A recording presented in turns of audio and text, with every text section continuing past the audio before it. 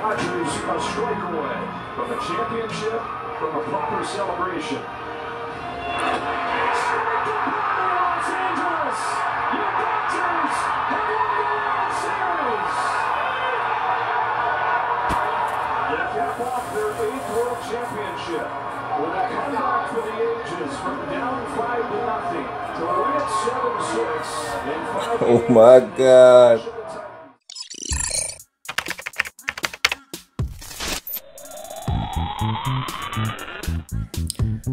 What up, people?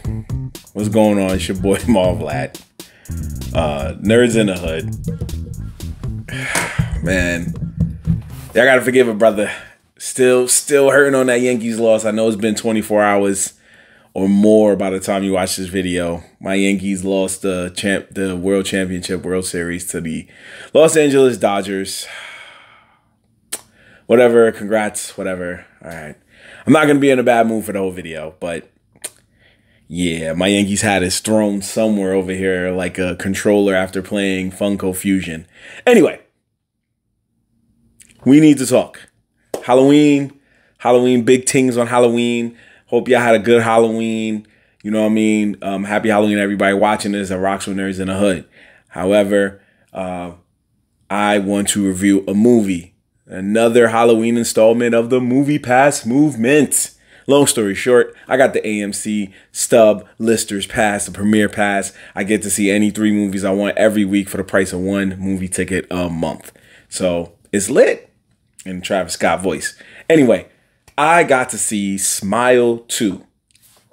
That's right. Movie so nice, they had to smile twice.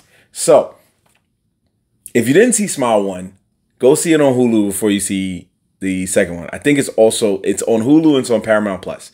If you have either one of those or if you have both, it doesn't matter. Take your pick, watch it. It's actually pretty good. Also, I couldn't find my actual shirt, so I had to take a small L on this. But this is my Halloween costume. I'm a member of the NWO.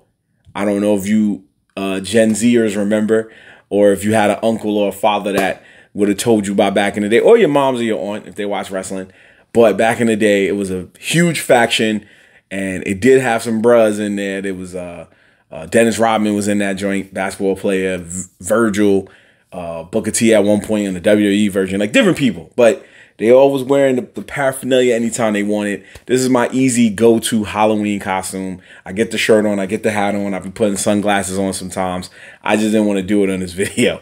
But anyway, Smile 2, this was a very cool movie, and I want to talk about it real quick. So basically, the whole thing with Smile 2 is that Smile 2 picks up immediately, well, not immediately, but like pretty much close enough to immediately, right after where Smile 1 ended. So there's going to be some spoilers for this movie, as we always talk about.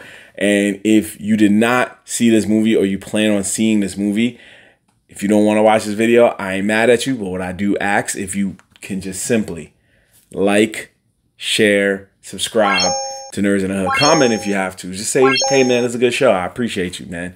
Just helping a brother out, try to get this off the ground. But yeah, if you don't want to get spoiled, you can skip ahead or just go on to another video. I have plenty of other content on here. Anyway. So it starts around 6 days, right? 6 days after the events of the first Smile, right? And we have detective, I believe his name is Joel Hill. And he is the detective from the first one who is the ex-boyfriend of the first victim. Now, well, not the first victim of the movie. Now, he pulls up, and if you remember in Smile, they found out that one way to get rid of the curse on you is if you take out somebody in front of another witness. So if you execute somebody in front of another witness, then by all means, the curse will be off you. It'll just be on somebody else, which is extremely messed up. But it's what happens in these kind of movies. It's your selfishness. You know what I'm saying? Kill or be killed. So it's either you get your peace of mind back or you lose your mind altogether. So he tries to do that, but he does it in a smart way. He reaches out and goes to a well-known criminal and figures he could just multitask real quick. If I could get rid of this criminal and then make somebody else go through the spiral, I've done my job and I got one less gangster off the streets. So in his mind, he was like, this is the way to do it. And it ends up working, just not the way he planned it. He had a witness, and he thought he had the witness, but that witness, who was the gangster, tried to shoot at him because his man just got bodied in front of him. So he tries to retaliate, and the detective accidentally bodies him. And thinking in his mind, like, now the curse is done, it turns out there was another witness there. So he was hyped. He was like, I don't got to worry about nothing. On the contrary, more goons pulled up. Now this dude was shooketh, and he couldn't get out. And when he finally got out of the trap house for these gangsters, he got hit by a high-speed car. High-speed truck took him out. So in the end, it solved nothing for him, but it just kept the curse going. Now, another thing we learned later in the movie is that if he had just, like, basically died anyway, then the curse would have just, like, ended already. But he ain't know that. Nobody ever thinks that, and that's understandable. So I'm not going to tell you the whole film, but what I am going to say is that, long story short, that same witness travels to pop star sensation in this movie, Sky Riley, who's played by Naomi Scott, a.k.a. Princess Jasmine, a.k.a. Pink Ranger. Y'all know the vibes. She's dope. A lemonade mouth. You can go on and on and on. But she ends up going over to him to get some Vicodin because she has pains stemming from a car crash back in the day where her ex-boyfriend was unfortunately murdered. So she goes over there to get the Vicodin. He's on his 4th day. Smile Curse takes him out. Now she was a witness, and she goes through all the stages. However, compared to the first movie, she saw, the first victim saw a little hallucinations here and there. She saw things that kind of went crazy, you know what I mean? And then in the end, it took her out. In this one, whew, it was almost as if like this demon got stronger because it's a new movie. Homie not only gave her like super hallucinations, this movie even had you, the viewer, wondering what was real and what was not. For example, she has a best friend in there, right? And her best friend and her was beefing. They ain't talked for like a year. And she tried to link her best friend back because she was going through the pressures of the demon. She was also going through the pressures of being a superstar at the same exact time. So she was trying to link her bestie and was like, yo, I need you right now. My fault. I was wilding a year ago. Let's just be cool. Let's squash it. And her friend hit her back like, yeah, I'll come through right now. Her and her friend spent the night. They hung out. They reconciled their differences. And she had small hallucinations here and there. And it turns out after all of that, because she kept trying to link her and homegirl was never linking her back, it turns out homegirl was never there. The demon was playing tricks on her, which was wild because even all of us in the crowd was like, I thought her homegirl was there. So this parasite, this demon, whatever you want to call it, was so powerful in this movie. It had homegirl Sky Riley thinking that, one, her best friend was with her for a good amount of time, going through all types of stuff. Two, it had her also thinking that her background dancers was chasing her apartment, which was wild because they was moving like a unit. They was moving like real background dancers. They started together at the same time. Then they beat her up in rhythm with synchronized choreography. It was crazy. And then three, it made her think she bodied her own moms. That part was wild too. It really made her think she bodied her own moms. And it caught you with so many hallucinations, so many genjutsus, that by the end of the movie, you didn't even know what was real anymore. You didn't. You didn't know what was real. You didn't know it was hallucination. You didn't know where the vibes was at. You just wanted to know what was going on. You had to take time to recollect. You could piece together clues, but you couldn't really sit there and go, oh, snap, this was wild. I didn't know this happened. I didn't know this happened. I didn't know this happened. And that was crazy to me. So on a positive note, like, it doesn't make it a bad thing. On a positive note, it makes it a good thing because it keeps you in your seat sitting there going, yo, did that really happen? Did homie really, when did that happen? I don't even know when it happened. So you don't know what was good. And that's what makes this demon so powerful in this movie, because it has the power to just screw up your whole brain, your whole psyche and everything. She went to an awards banquet that she like gave her word she would pull up to. She pulls up there late. She starts like at this point, the demon's like fully in her body now. She's like fully hallucinating. She thought she saw her ex-boyfriend. She thought the teleprompter was read wrong, and they hit her with she got hit with the wrong burgundy. She started reading whatever she saw on the teleprompter. to the point where there was an old lady on stage who introduced her in the first place. And then she accidentally got scared because the old lady tried to like console her because she started freaking out on stage. And she hits the old lady so hard, the old lady falls off the stage onto a dining table at the banquet. I thought she passed away. I thought she took her out right there. I ain't going for it. I have dark humor sometimes. I thought she took homegirl out right there. I was like, this movie's over. She about to rot in prison. But it turns out the old lady was all right. But it leads me to my next funniest part of the movie. This movie was not meant to be funny. In no way, shape, or form. Let's not even try to act as if like this was a comedy. This is horror. Horror has its moments. Sometimes they funny on purpose. Sometimes they not. Anyway, there was a moment where she meets a guy who was texting her, which I don't even know how he got her number. Oh, no, he explained it. He got her number from the guy who passed the curse on to her before he passed. He found his phone and realized like, yo, this curse took my brother. I want to try to find a way to stop it. He figured out that a way to stop it was if she dies for just a moment and he brings her back to life, the parasite will leave her brain and they can all just move on. They'll be vanquishing this parasite once and for all. He looked at it like a parasite, but it was a demon. Either way. She figured, I don't want to do that. She wasn't with it because obviously if he messes up, she's gone. That's it. So he told her the only two ways to take this out from what he can theorize is if she goes out by herself, like commits suicide, or if he just like fakes her death. So obviously she wasn't with either thing. And they were in a bar. He asked her to meet her in a bar. So she came incognito, her hat down, a hoodie on, all that stuff, right? No sunglasses for some weird reason. People eventually found out it was her. They was like, yo, that's Scott Riley like there. Oh, snap. Yo, that's Scott Riley right there. And there's one extra. You gotta love when extras play their part to the T. He goes up to her with a phone. He goes, yo, Scott Riley. Oh, snap. Yo, Scott Riley, I saw when you knocked that old lady out. That was crazy. Like, yo, fam, why you going to tell her that? It's like, that's such... First off, I need y'all to also understand, this movie was taking place in New York City, right?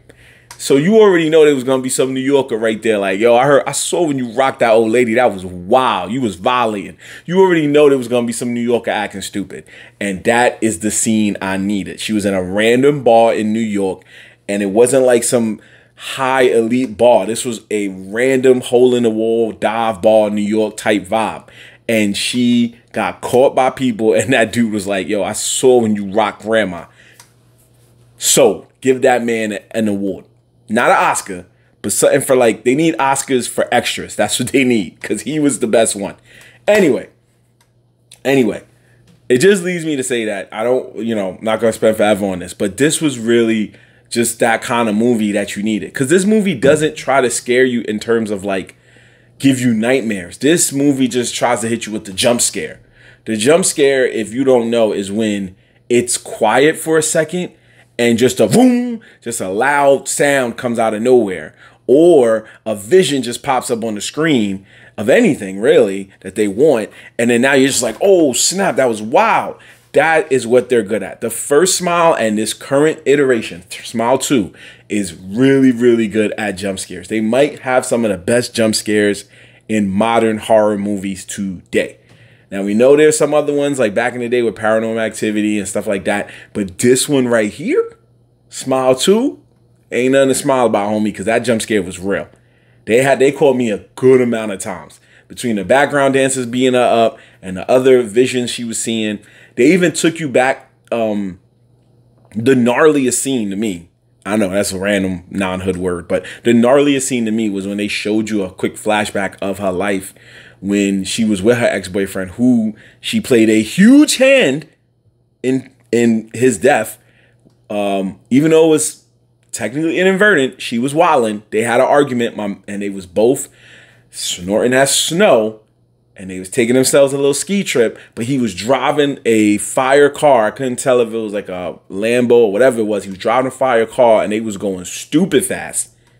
And at a certain point, she just started like hitting him. because he was just like, yo, I hate you, yo. You know, those usual toxic arguments. And she just started hitting him. And homie lost control eventually. They crashed. She survived. He did not. So that still bugs her too. So the demon knows in this movie how to take advantage of the trauma and the grief that she's going through, as well as her current stress. And they use that. That's how the whole thing works until eventually it's like, all right, you had your days. I'm taking over. Now, we could keep going on and theorizing, but just going to the end, again, spoilers ahead. The end is what made this movie count the most, because most movies you're like, they're definitely going to have a third one or something like that, right? But this one shows you what's about to happen. So in the past two movies, it just was passed down from one person to one person with different small ways of defeating it. But now, what I like about this victim compared to the first victim in Smile is that this victim is an international superstar. And she unfortunately took herself out on a world tour in front of thousands of fans who were all recording with their cell phones. So now, not only is the curse going to somebody else, it's about to have a freaking buffet. This curse is going to go to every Tom, Dick, and Harry and Mary all in these stands, including Sky Riley's mother, including Sky Riley's best friends and agents and all that stuff. They all got to see it. So it somehow found its way into making it a global demon. Like, yes, it's supposed to be global because the devil works in all mysterious ways, whatever. And that's why you're supposed to pray to God. I know all that. However, in this movie, this parasite, this curse just became famous. The legend has grown in this film because she thought she beat it. And again, the hallucinations and the demon let her know, you ain't beat nothing, fam. It's over. Terrence Crawford, I'm whooping feet. It's a wrap. So what ended up happening was it made her hallucinate so much that by the time it brought her back to reality, she was getting ready for her concert, which was so mind-numbingly crazy. I couldn't even believe it. So she was at her concert, and the demon decided, hey, it's game time. They put two and two together. Oh, you in front of mad people. All right, I know what to do. It did what it had to do. It got inside her whole soul. She took herself out with her microphone, ended her whole thing, and everybody saw it. And now when they make a third one, it's going to be about everybody freaking out. Nobody's going to know what to do. Nobody's going to believe what's real, what's fake, anything. And that is what's going to make this third one just the chef's kiss to this trilogy if they do it right. They need to do this right because you can't get the alley-oop from Smile 2 and not take the dunk in for Smile 3. That's all I'm saying. That's all I'm saying. They threw the alley, and now they need to do the Dwayne Wade thing. Smile 2 needs to be Dwayne Wade like this, and Smile 3 needs to be LeBron with the dunk just going off like that. That's how it needs to be because this was the perfect alley-oop at best. And I liked what it was. I liked the fact that they wanted you to think and have to pay attention and not think that it was just going to be random cliches and random jump scares keeping you going on throughout the movie. Naomi Scott played a good job, and as well as everybody else in this ensemble. They should be happy with themselves.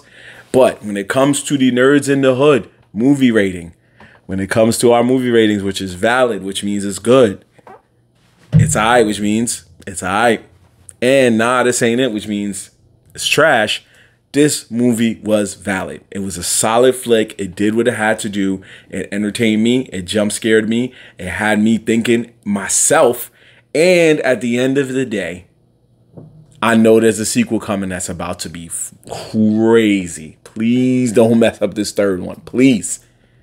So with that being said, I just wanted to take time to talk about a great Halloween film that's out. Even though Halloween will be over by the time you see this film, still go see it. It is a good watch. And there's more thrillers coming on the way, so I'll be making sure to look out for which ones I want to see and review it right here on Nerds in the Hood. Keep checking back for us with more content, and make sure you follow us on social media with the link tree description below so you can be in tune with everything we're doing, from anime rap intros to other things on the way. But in the meantime, in between time, now you can smile because it's Nerds in the Hood, and your boy Marv signing off. Peace. You'll get them next time, Yankees. You'll get them next time. Peace.